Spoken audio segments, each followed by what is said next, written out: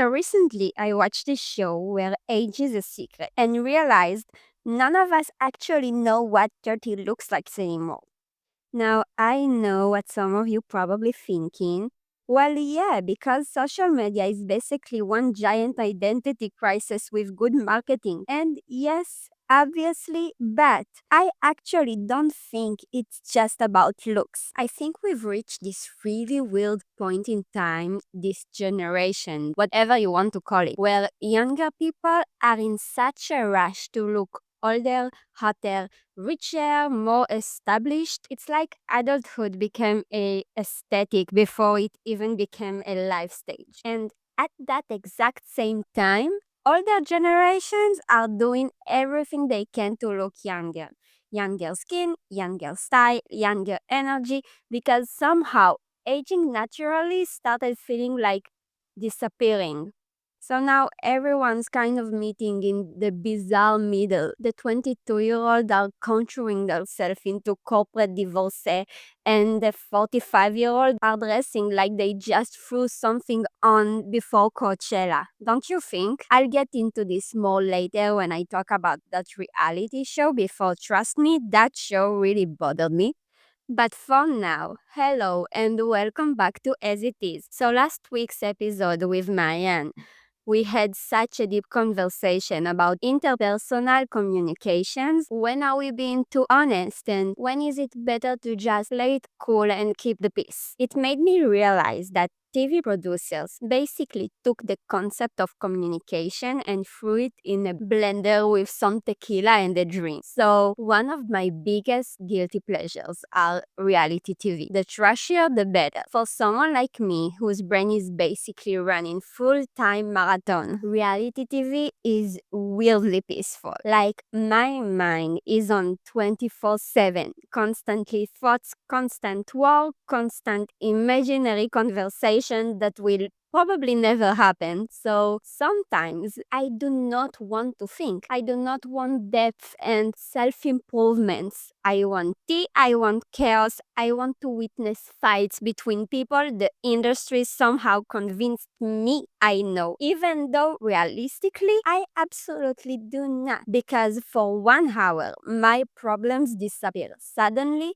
I'm not overthinking my future. I watching Jessica explaining why kissing her best friend's situationship just happened. It's peaceful, it makes my brain stop, and look, not all realities are good. Because for me, good reality TV needs stakes. I need betrayal, I need gossip, I need backstabbing, I need someone smiling to a person's face and then immediately saying something completely ridiculous in the confession booth. I want the moment the truth comes out, the confrontation, the panic, the oh my god, they know. Because if everyone's emotionally stable, respectful, and communicating properly, beautiful for them, but that's horribly boring television. I'm sorry, but I did not come here to watch hydrated and emotionally responsible well adjusted people. If there's no scandal, no betrayal, not behind the scenes psychological welfare, then what are we even doing here? I watch all kind, and I mean all kinds. Local, international, dating shows, competition shows, the one where people cooks, the ones where people cry about cooking. I have no standards and I'm at peace with that. It's been a while now that I've been going really deep into Asian reality TV. And when I say deep, I mean deep. Korean, Japanese, Chinese, I watch it all. At this point, if there are subtitles and unresolved tension, I'm there. And let me tell you, the experience is totally different. The difference between the West and the East is giving me literal cultural whiplash. I'll watch an American show where someone shared their entire medical history, their darkest childhood trauma, and the fact that they love showering with their partner for the environment within 10 minutes of the meeting. It's total TMI culture. But then, I'll switch over to a Japanese show, and a single accidental brush of the hand is treated like the most scandalous thing to happen in the 21st century. Now, you might be thinking, that sounds painfully slow. And sometimes it is, but it's also kind of genius because now I'm paying attention to things Western shows trained me to completely overlook. In Asia, it's all about the manners, the etiquette, the subtlety. For example, there's this show where the biggest drama, I'm talking 3 episodes of build-up, was whether a guy was too polite to someone he wasn't even interested in. In the West, that guy would be ghosting her or making out with her best friend in a hot tub by episode 2. But in Asia, they analyze every little act like it's a government document. And the thing is, I am most stressed watching the polite show. The tension is so thick you could cut it with a knife. When they finally hold hands, I'm screaming at the TV like I know them personally. There's this Korean show that I love, Single Inferno. It's basically their version of Too Hot to Handle, and you see everything. If the guy helps the girl carry her bag, that's a whole moment. If he doesn't, that's also a whole moment. You find yourself analyzing things you never even noticed before. The details becomes everything. And let me tell you, because of that, you fall in love with someone and it sticks for the whole season and maybe later. It's just so bad that I'm still in love with some contestant from season 2 and there's 5 seasons already. What's reassuring in that is I'm not the only one. Me and the half of the woman population of the world that watch that show probably are still in love with him. And it's not in only that show, it's in every show because their manners and the way that they act is so captivating, and you're just saying to yourself, I want that. And you know what? That's a feeling that you don't get from watching Western reality TV. I don't remember myself falling in love with some contestant from a reality TV from America or for Friends for the matter. Oh, maybe I have fallen in love with some contestant from Friends. But what I want to say here is that it's rarely happening in Western TV and it's almost happening every time in Asian TV. And don't get me started on the panel. In Asian reality TV, there's always this panel of celebrities or comedians who watch the episode and react in real time. And let me tell you, it adds a completely different dimension to everything because suddenly you are not just watching the show, you are watching people watch the show, and their reaction becomes part of the show. Someone on the panel gasps, you gasp. Someone cracks a joke about the guy body language, and now you can't unsee it. It's like watching a movie with your most chaotic group of friends, except your friends are famous and significantly funnier than your real friends. That panel noticed everything.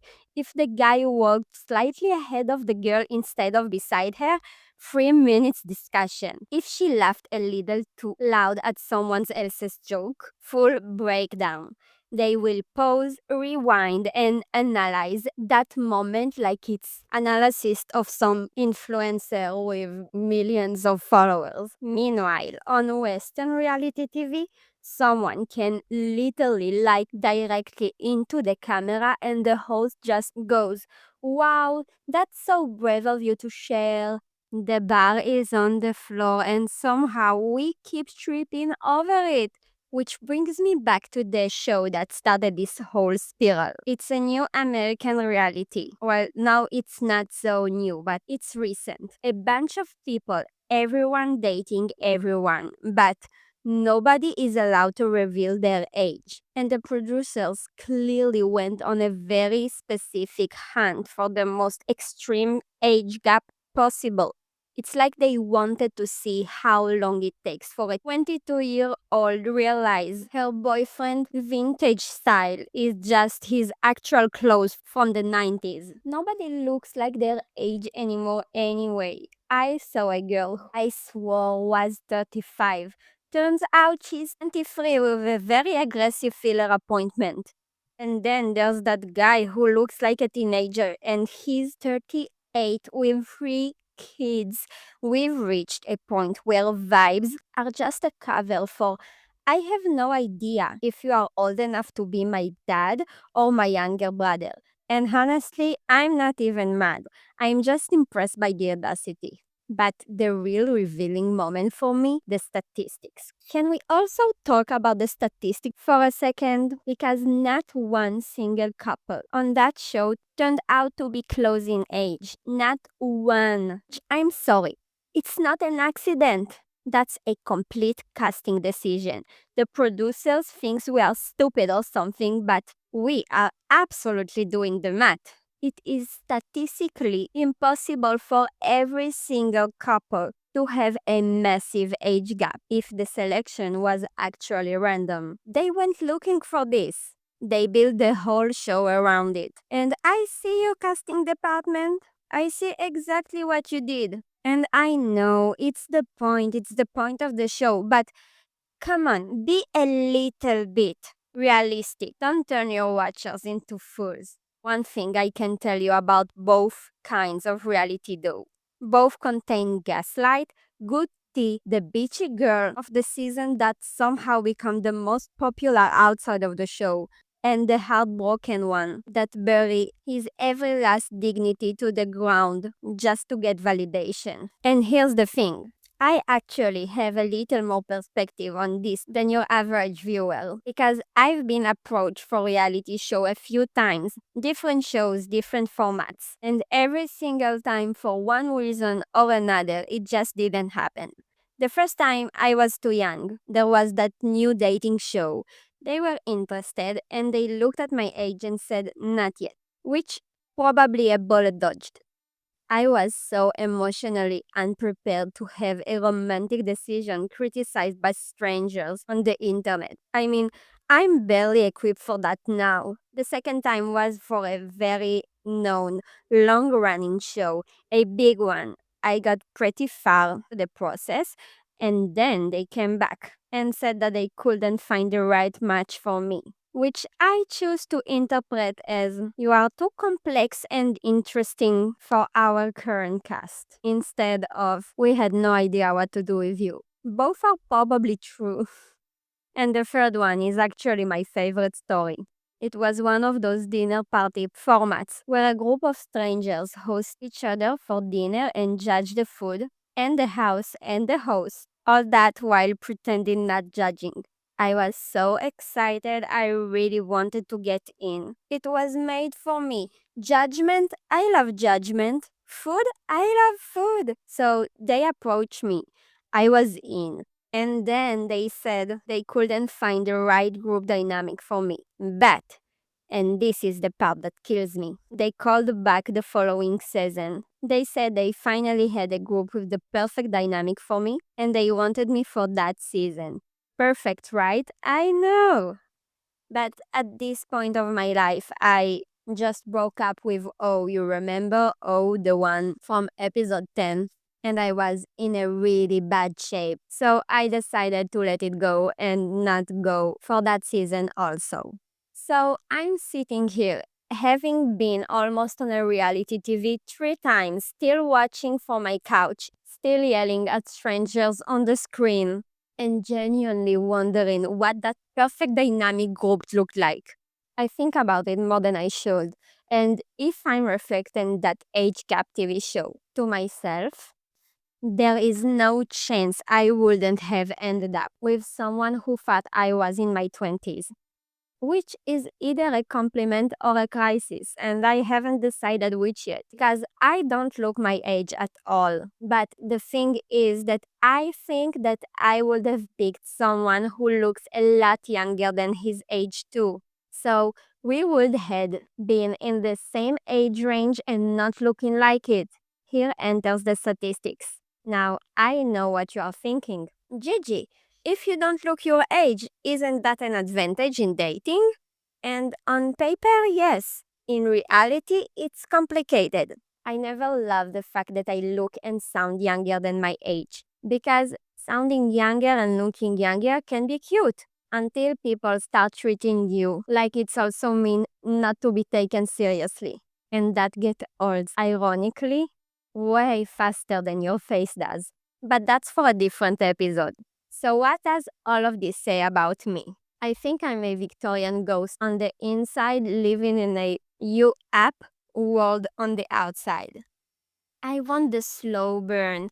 I want the etiquette. I want someone to be so carefully polite to me that I have to ask AI if it's legit or am I overreacting? Is that too much to ask? Apparently, yes, because instead we have Chad sharing his attachment style on the first date while someone else is already in the hot tub. We traded mystery for oversharing, and I'm really not sure we got a good deal. So now you might say, okay, all that rant about how it's just not good and you still watch reality? What's the deal about that? So yeah, I still watch and still will because, as I said at the beginning, it's just shutting my brain down. And there's a reason it's called trash TV. It's maybe trash, but we love it. Okay, so before I let you go, next week I'm going to tell you about that time I used AI to date. And I mean use. Not just I asked ChatGPT if my text sounded too desperate. More than that. I'm not ready to say more right now, but I will say this. It did not go the way I planned. Shocking, I know. I'm Gigi and this was As It Is.